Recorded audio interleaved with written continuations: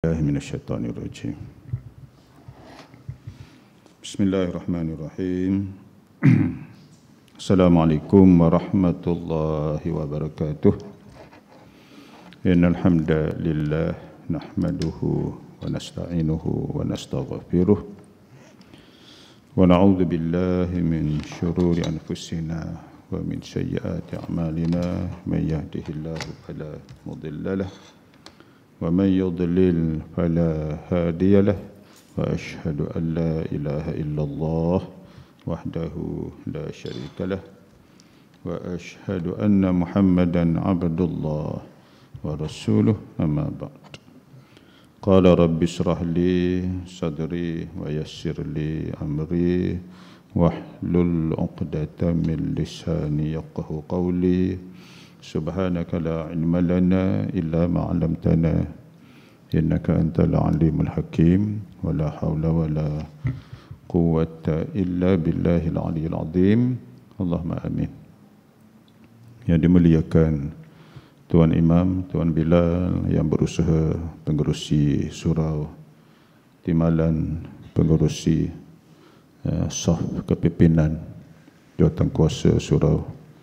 Seterusnya yang dikasihi tuan-tuan dan puan muslimin dan muslimat sidang jemaah sekalian. Kita sambung pengajian ya kitab Mau'izatul Mu'minin, ya bimbingan para mukmin. Kita sambung bab bahaya mengejar pangkat, mencari nama, mencari puji, dan juga bahaya sifat ar-riya, menunjuk-nunjuk. Kita sambung situ ya. Muka surat 223. 223. Apakah di antara perkara yang dilarang? Sambungan yang sebelum ni. Perkara yang dilarang. Di antara perkara yang dilarang, ia di bawah tajuk mencari nama, mencari puji, mencari pangkat dan juga sifat ar-riya. Di antara benda yang dilarang ialah mencari kedudukan ataupun mencari nama dengan tujuan supaya hati manusia ini cenderung kepadanya, supaya manusia ni puji dia, mengangkat kedudukan dia, mana memandang kepada dia. Itu di antara benda yang dilarang oleh Allah Subhanahu wa taala.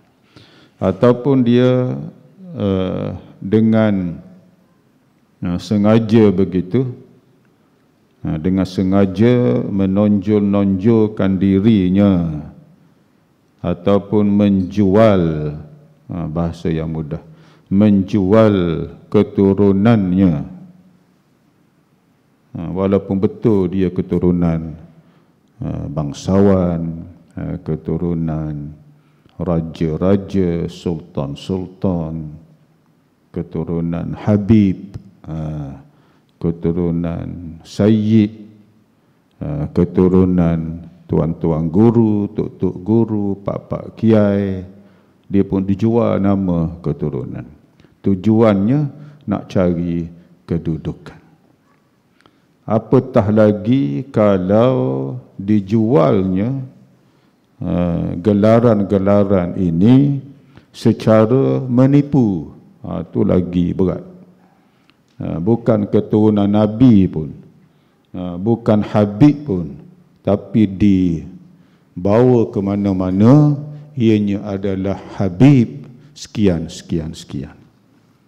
Bila dibuat semakan, tak ada pun keturunan. Tengok Jawa mana tu, dijual nama itu. Tujuannya untuk mencari nama supaya hati manusia cenderung kepada dia. Jadi bila dengar, oh Habib, orang pun cium tangan, duk depan, duk apa tu, diangkatnya kedudukan, dikumpulnya, bagai-bagailah. Nak cari benda tu, tengok-tengok Banjari, tengok-tengok keturunan Jawa mana. Ini di antara lagi besar kemurkaannya, haramnya. Pasal apa? Yang pertama, penipuan. Penipuan. Yang kedua, sifat nak cari kedudukan supaya diangkat. Ini di antara benda yang dilarang di dalam agama. Dan ianya dibenarkan kita mencari kedudukan, mencari jawatan, mencari pangkat kalau seseorang itu benar-benar mampu. Dia ada kemahiran dalam bab itu, dan dia tahu bahawa dia ni amanah, dia ni jujur. Kalau dia tidak ke depan, akan naik orang lain yang khianat. Dia pun menonjolkan dirinya supaya apa? Nak jaga kedudukan tersebut supaya tidak disalahgunakan. Yang tu dibenarkan. Sebagaimana Nabi Allah Yusuf. Nabi Allah Yusuf, dia minta untuk jadi menteri keuangan pada masa itu. Pasal apa? Dia tahu dia ni Nabi dan dia yang layak. Kalau diberi kepada orang lain, habislah. Dia bahagikan kekayaan negara kepada kroni-kroni dia. Dia pun tengok, aku kena pegang, kalau tidak hancur negara. Sebagaimana kisah Nabi Yusuf alaihi salatu wassalam. Tengok dalam surah Yusuf lah. Surah Yusuf ayat 55. A'udzubillahi minasyaitonirrajim. Qala ja'alni ala khazainil ard inni hafizun alim. Berkata Nabi Yusuf, jadikanlah aku untuk menjaga perbendaharaan negara. Maknanya menteri kewangan lah, menjaga perbendaharaan negara. Dan aku ini seorang yang mengetahui cara menjaganya, sebaik-baik penjaga, dan aku ini ada ilmu bab pentadbiran negara, bab pentadbiran ataupun perbendaharaan negara. Bab ekonomi, bab keuangan, aku ni tahu. Nabi Yusuf pun minta, dan itu dibenarkan. Maknanya kalau diberikan kepada orang lain, hancur negara, ekonomi masa itu hancur. Dan Nabi Yusuf pun diberi tugas itu, dan hasil daripada itu negara Mesir pada masa itu berkembang, pesat ekonominya. Pasal apa? Yang menguruskannya adalah yang pakar di dalam bidangnya. Dan Nabi Yusuf pun dia minta, jika begitu keadaannya, dibolehkan. Dibolehkan. Kemudian juga kita ini, ya sahabat-sahabat sekalian, disuruh supaya merahsiakan keburukan masing-masing. Segala kejahatan kalau ada, ataupun keburukan kalau ada, kalau tidak perlu didedahkan, simpan elok-elok. Simpan elok-elok. Maknanya kalau Allah tidak dedahkan kepada makhluk yang lain kejahatan dia, kekurangan dia, kenapa dia tidak dedahkan? Jadi maaf ya, jadi kita ni disuruh supaya menyembunyikan kejahatan, maksiat, keburukan yang ada. Kalau benda itu tidak perlu, ya tidak perlu didedahkan. Dengan arti kalau berhubung dengan kepakaran yang dia ada, kemahiran yang dia ada, Kalau berkaitan dengan sesuatu jawatan, sesuatu pekerjaan, dia menonjolkannya adalah dibenarkan. Dia cerita di dalam interview umpamanya. Ini bukan riak. Bukan riak. Dalam interview, peninterview tanya, kamu kepakaran apa? Dia boleh cerita tu. Aku ni ada CJ ni, kepakaran bahagian ni, peringkat yang paling tinggi. Masa belajar dulu, macam first degree, first class. Kemudian lepas postgraduate itu, mendapat pelajar terbaik, dan CJ aku diiktiraf seluruh dunia. Itu bukan riak, tetapi kena pada tempatnya. Kena pada tempatnya. Dia masuk interview, orang interview tanya, kamu lulus mana? Tak boleh cerita, nanti riak. Bukan begitu. Itu tempat dia boleh cerita. Lalu dibenarkan, ya, di dalam agama. Seperti juga kita baca sebelum ni berhubung dengan pengharaman, berhubung dengan ghibah, mengumpat. Hukum asalnya mengumpat ini adalah haram, ghibah.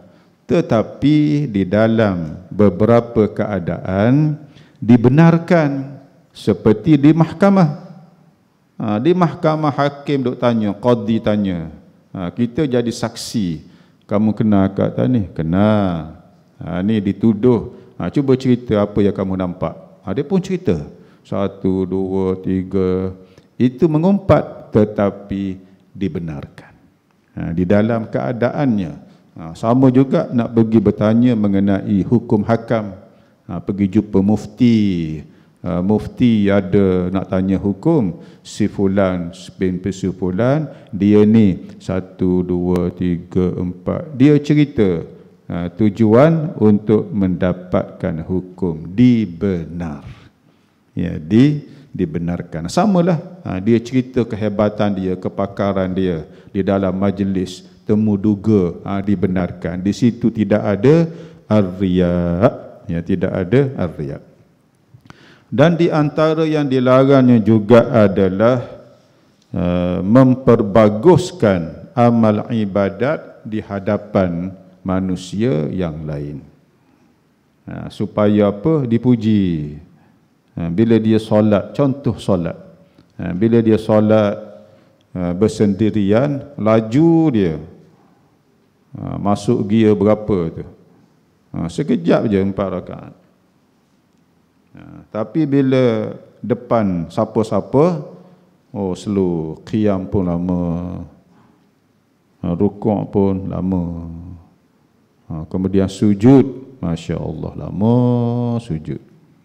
Tujuannya supaya dipuji, supaya dipuji. Solat seorang-seorang, sujudnya seperti ayam mematuk makanan. Dia di antara solat yang dilarang oleh Nabi. Solat seperti patukan ayam.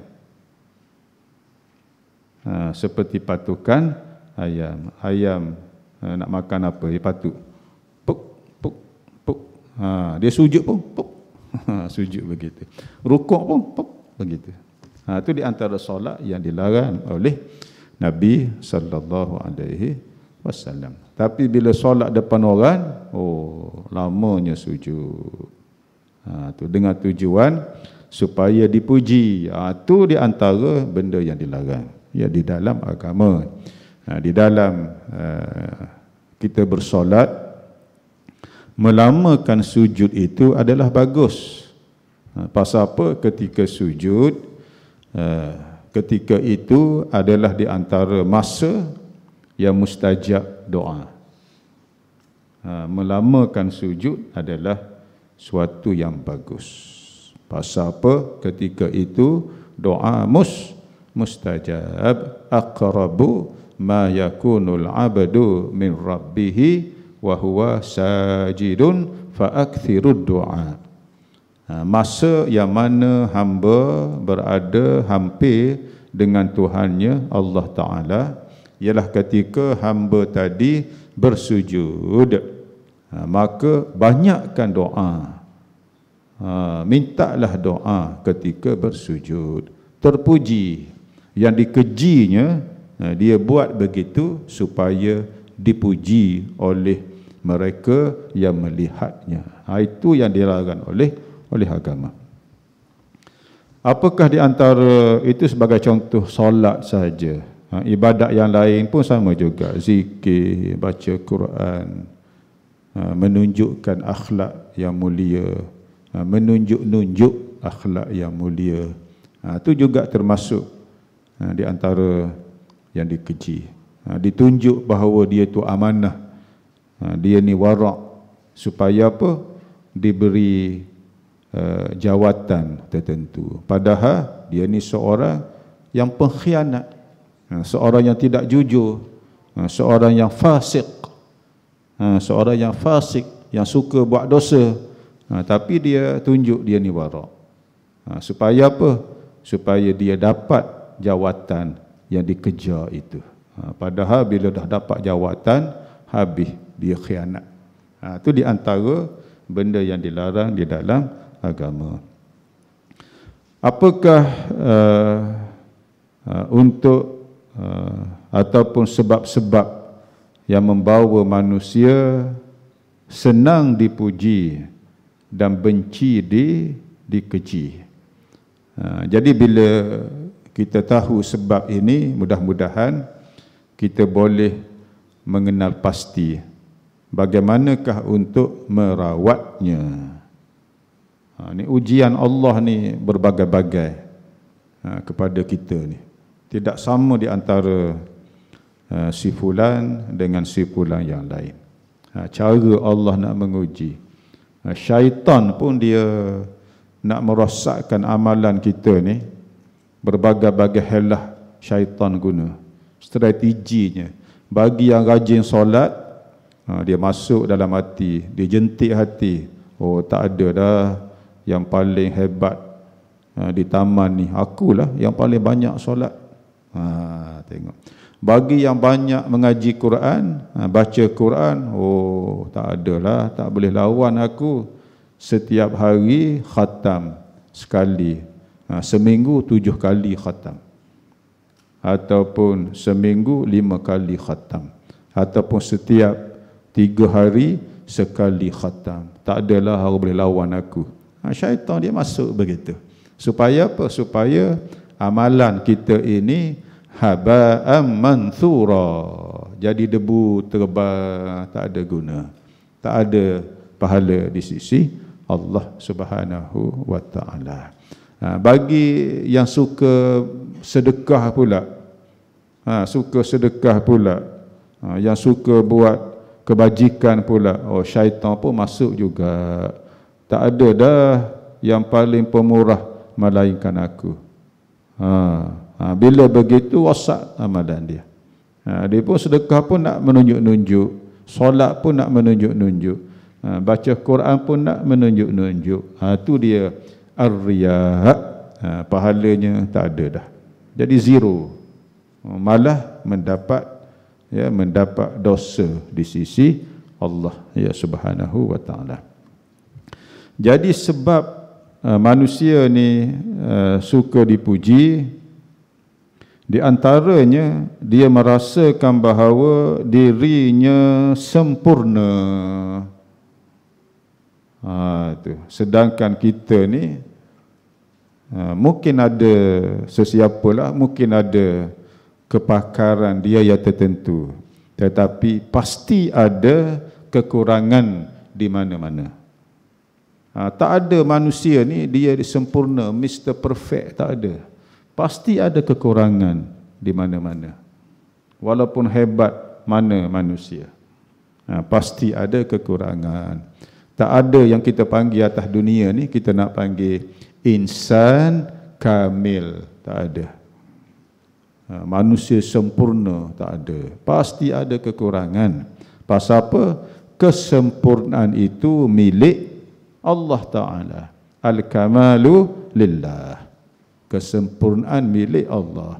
Bila kita sedar kita ni tidak sempurna, ada kekurangan, lalu kita pun boleh menerima kekurangan manusia yang lain. Ni duk rasa dia ni duk di kayangan sampai bila-bila. Tak ada. Tak ada. Itu dah ada sifat takabbur. Rasa dia ni perfect. Itu dah ada sifat takabbur. Puji diri. Bila begitu rosak manusia. Dia orang alim. Dia rasa tak ada dah. Semua ilmu dah aku tahu dah. Bila dia nak terima nasihat daripada sahabat-sahabat dia? Pasal apa? Dia yang paling alim. Sedangkan dia tidak mengetahui, tidak sedar ataupun dia lupa. Fauqa kulli dhi ilmin alim. Di atas daripada setiap orang yang alim itu ada yang lebih alim berbanding dia. Kena sedar. Banyak ilmu, orang lain ada juga ilmu. Malah ada di antaranya mungkin lebih alim daripada kamu. Bila dia menganggap dia sempurna dari segi ilmu contohnya, bila dia nak terima nasihat, sifat itu dah tak betul dah. Sedangkan yang kita sebut sebelum ini bahawa manusia ini pasti ada kesilapan, ada dosa, sedar ataupun tak sedar. Kullu bani Adam khata. Kullu bani Adam khata wa khairu khata'in at-tawwabun. Setiap manusia ni ada salah silap. Dan di antara yang buat salah silap ini, yang terbaiknya adalah yang paling banyak bertaubat kepada Allah. Dia kembali kepada Allah Subhanahu wa ta'ala. Jadi merasakan diri sempurna, tidak ada kekurangan, merupakan satu perasaan, satu sikap yang buruk, yang salah. Lalu mereka ini akan mencari pujian. Kamu tak nampak aku ke? Aku ni alim besar, tok guru besar. Tak nak bersalam dengan aku ke? Nampak. Jadi sifat itu dah merupakan keburukan pada seseorang. Dan seterusnya, pujian itu menunjukkan bahawa hati orang yang memuji itu ada di pihak orang yang dipujinya. Hatinya sudah dikuasai olehnya dan diperbudakkan. Maka bila puji itu cenderung padanya. Maknanya bila seseorang tersebut dipuji, dia rasa seronok. Dia rasa seronok, rasa lazat dengan pujian. Lalu dia pun mencari lagi puji-pujian daripada makhluk. Dia pun seronok, rasa, bahasa budaknya, rasa high dengan pujian. Lagi orang puji, lagi tinggi dia, lagi terbang dia. Flying high. Lagi suka dia, seronok dia dengan pujian. Lalu dia pun cari. Rosaklah manusia. Pada awalnya mungkin bagus, tapi dah rasa seronok dengan pangkatnya, dengan pujinya, dengan orang duk memujanya, dia pun seronok, rosak. Syaitan pun main peranan. Syaitan pun main peranan. Pujian serta sanjungan yang diucapkan oleh seseorang itu boleh menarik dan mempengaruhi hati orang yang mendengarnya. Dia pun rasa seronok. Pujian itu pasti akan dirasakan lebih seronok dan lebih menyenangkan hati orang yang dipuji itu. Bila duk seronok puji, bila ada orang duk hina dia, duk keji dia, dia pun rasa tak seronok. Dia akan buat sesuatu supaya orang yang menghina dia, yang keji dia tadi akan memuji dia. Dia pun buat sesuatu. Begitu. Pasal apa? Dah sudah seronok berada di alam orang duk puji dia. Sedang hinaan dan kejian dalam keadaan itu adalah pedih dirasakannya. Dia cari pujian dan dibuat sesuatu supaya manusia lain tidak keji dia, nanti orang duk kata apa pada aku. Bukan nak cari mardatillah, bukan nak cari ridha Allah, tapi yang pertama nak cari puji manusia, dan yang kedua supaya orang tidak keji. Sama sahaja, mencari pujian dan juga mengelak daripada orang keji di antara perkara yang tidak dibenarkan di dalam agama. Dia duduk tepi surau masjid rumah dia, dia pun dalam hati dia, aku duduk tepi surau masjid, tak datang solat berjamaah, nanti orang kata apa? Haji apa ni? Balik Mekah, baru balik umrah, rumah tepi masjid, tepi surau, tapi tak pernah hadir berjamaah. Tu dalam hati dia. Dia pun hadir masjid dengan tujuan apa? Supaya orang tidak kata kepada dia. Sama dengan tarafnya ar-riya, mencari pujian. Mencari pujian sama, lebih kurangnya mengelak daripada dikeji. Dalam hati dia duk begitu, dalam hati dia. Juga dilarang di dalam agama. Kita ni disuruh supaya membuat sesuatu amalan libtirai mardatillah, nak cari ridha Allah Subhanahu wa taala. Innamal a'malu binniyat wa innama likulli imri'in ma nawa. Sampai akhir hadis. Hanya setiap amalan itu berdasarkan kepada niat. Bila tak ada lillahi ta'ala, amalan dia pun haba'am manthura, bertebangan jadi debu, tak beri faedah ya kepada dia. Walaupun besar mana, hebat mana amalannya, bila sudah tidak ada lillahi ta'ala, amalannya rosak.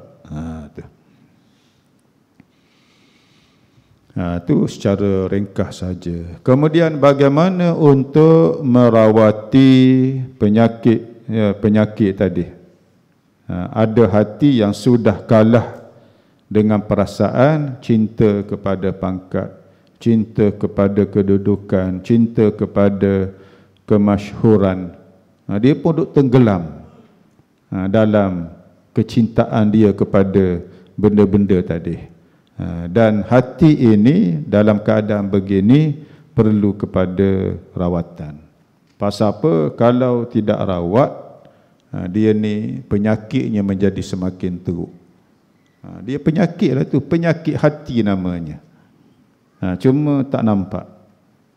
Kalau anggota ataupun jasad kita kena satu-satu sakit umpamanya, penyakit, kan pergi hospital, ambil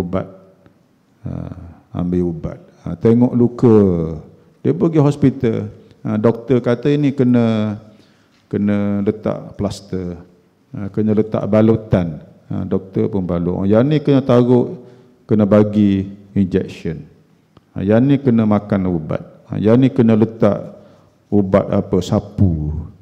Tu semua tu dikenal pasti. Jadi kita nak kenal pasti rawatan, kena tahu dulu penyakit apa. Bukan semua penyakit boleh ambil satu ubat. Kalau semua penyakit boleh dirawat dengan satu jenis ubat, tak payah buat ubat banyak-banyak. Buat satu jenis ubat saja boleh merawat semua penyakit. Tak ada. Jadi doktor pun tengok, oh ini bukan luka biasa ni. Ini luka ni, ni rawatan dia. Ini ubat dia. Bukan semua ambil ubat apa yang satu tu. Pening kepala pun ubat luka pun ubat apa, kecil manis pun ubat darah tinggi pun ubat bukan. Setiap rawatan penyakit dia ada ubat yang tersendiri. Sama juga dengan penyakit hati. Penyakit riak, begini ubat dia. Penyakit nak cari puji-pujian, begini ubatnya, dengan harapan diberi kesembuhan oleh Allah Subhanahu wa taala. Jadi sifat-sifat tadi adalah merupakan benih-benih kemunafikan.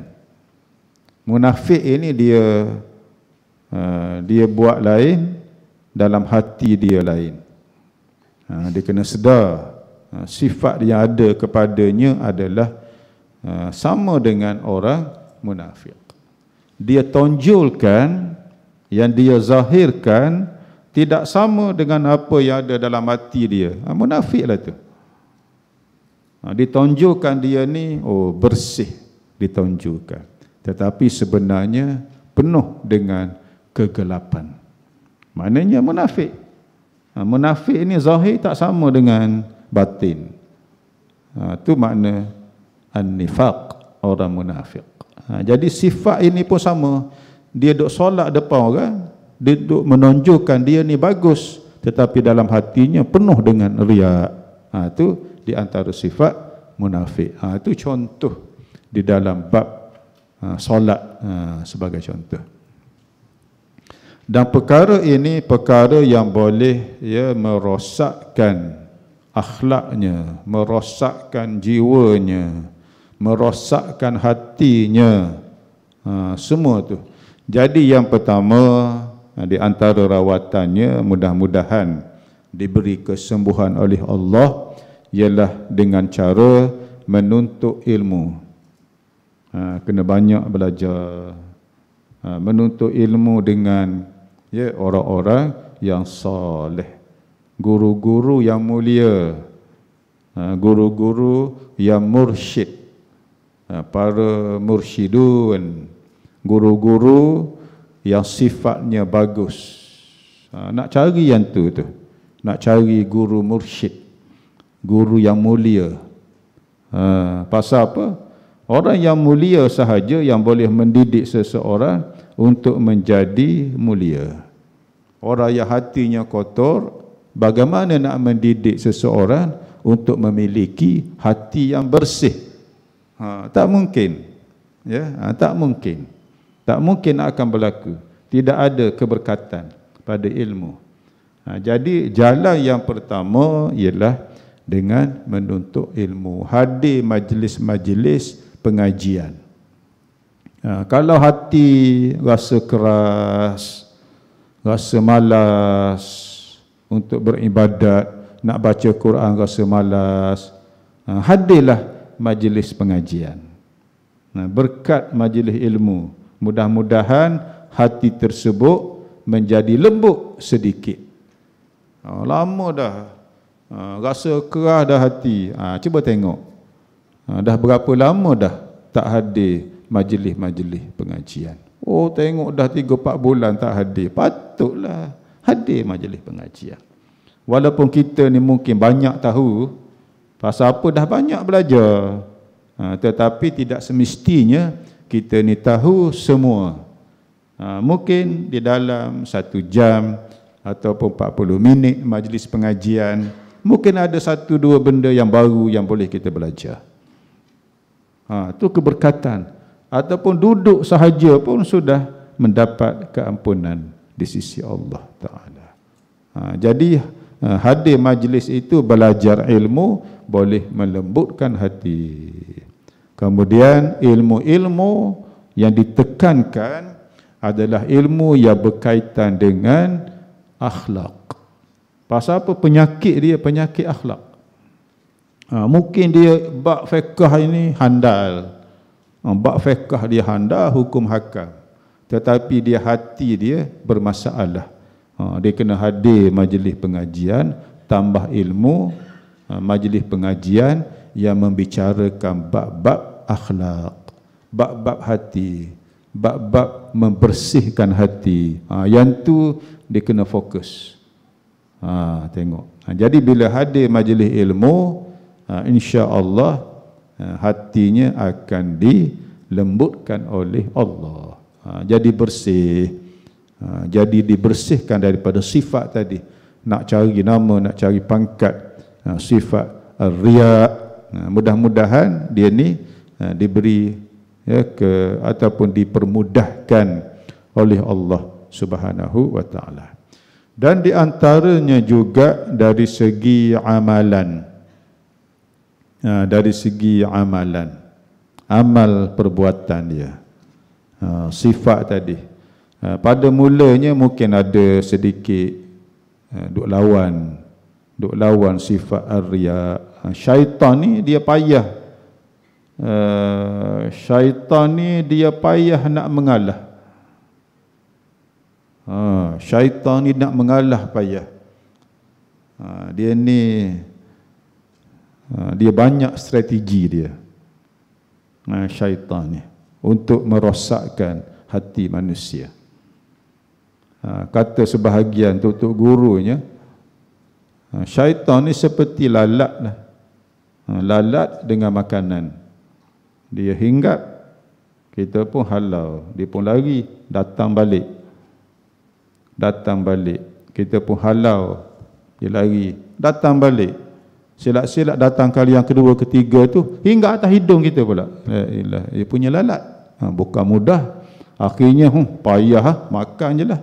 Lalat di depan dia, penat nak halau. Tu begitu lebih kurangnya syaitan ni. Jadi mujahadah itu sentiasa ada. Amal itu kena lawan. Mujahadah itu akan kekal sampai bila-bila. Tak ada manusia atas dunia ni dia pun rasa aman daripada syaitan, tak ada. Daripada iblis tak ada. Mujahadah ni sampai bila-bila, sampai ke mati tu. Dia nak mati pun syaitan duk datang lagi. Kita belajar kalau siapa mengajar bab akidah.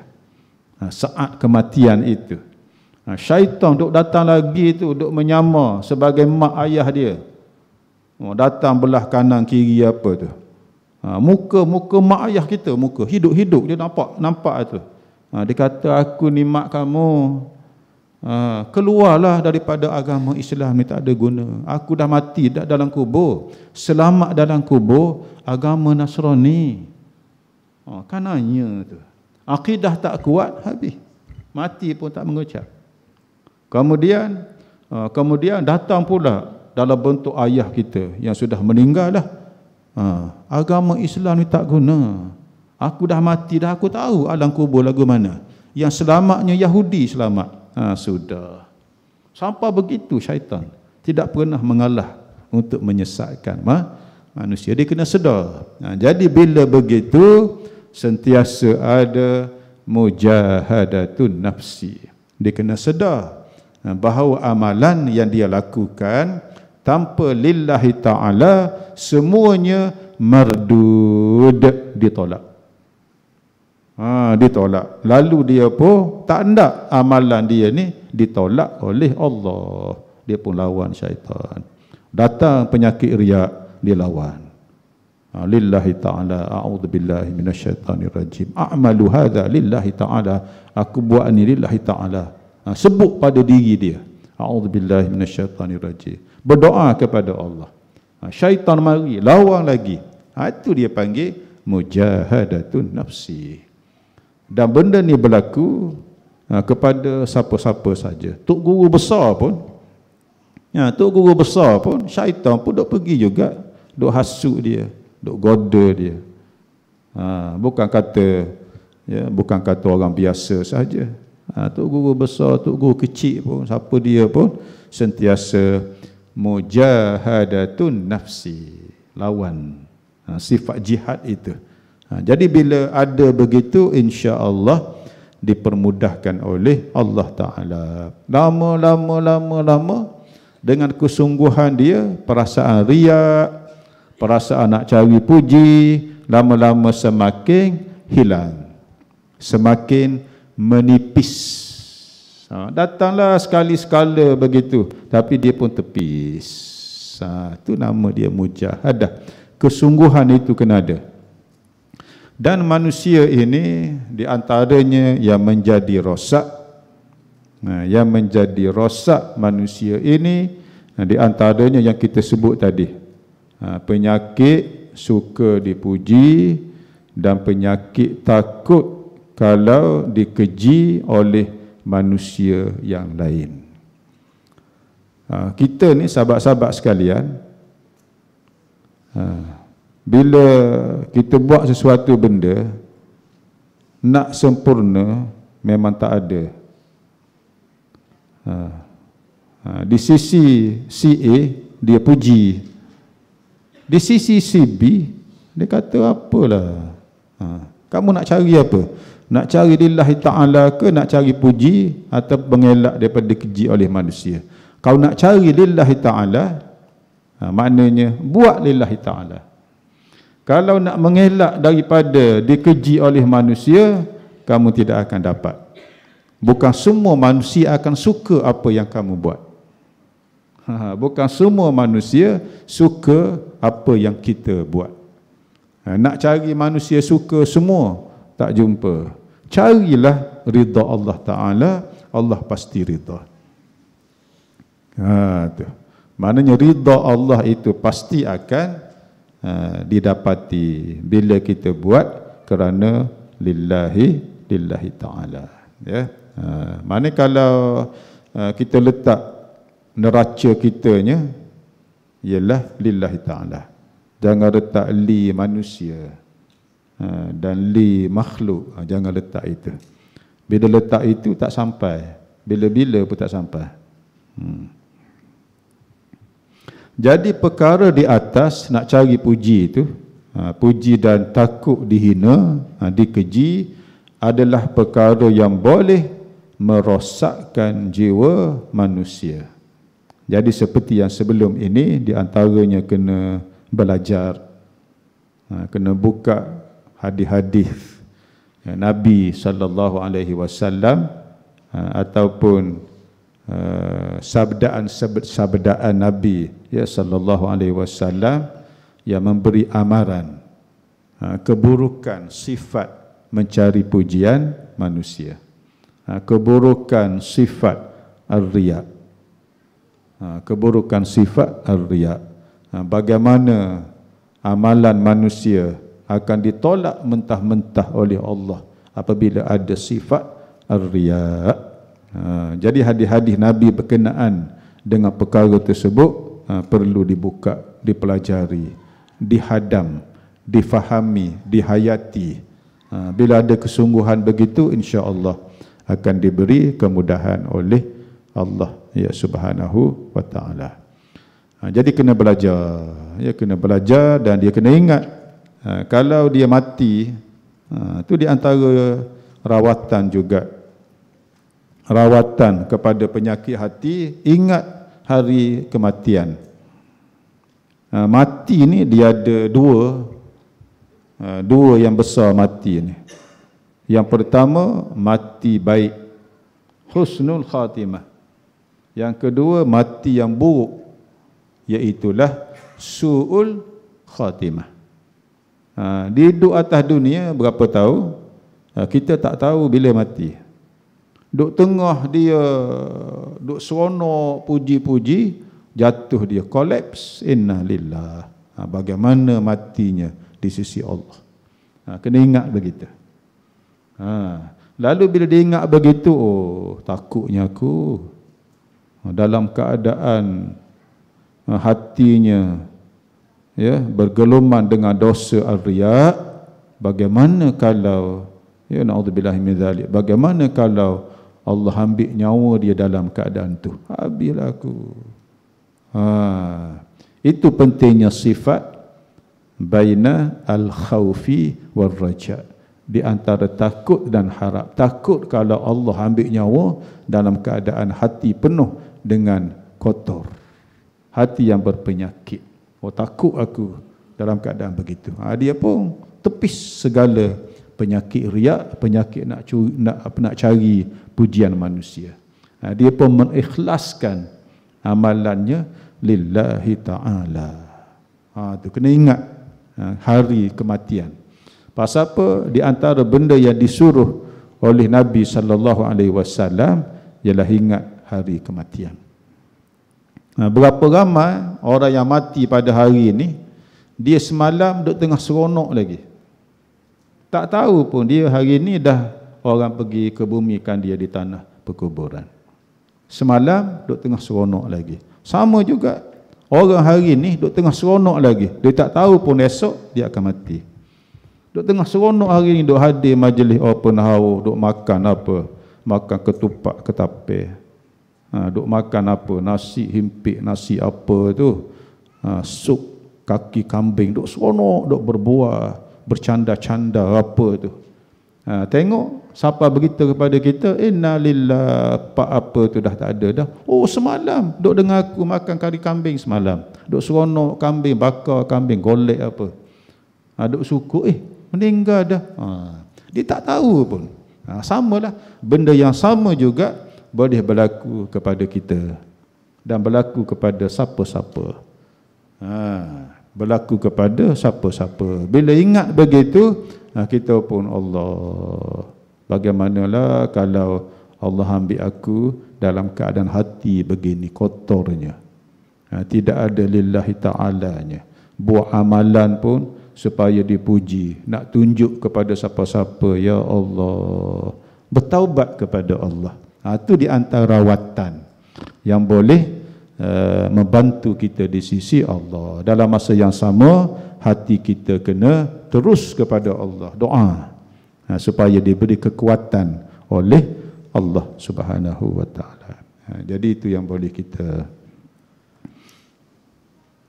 kita kongsi pada malam ni. Mudah-mudahan diberi manfaat oleh Allah Subhanahu wa taala. Aqulu qawli hadza wa astaghfirullahal azim li wa lakum. Wassalamu alaikum warahmatullahi taala wabarakatuh. A'udzu billahi minasyaitonir rajim.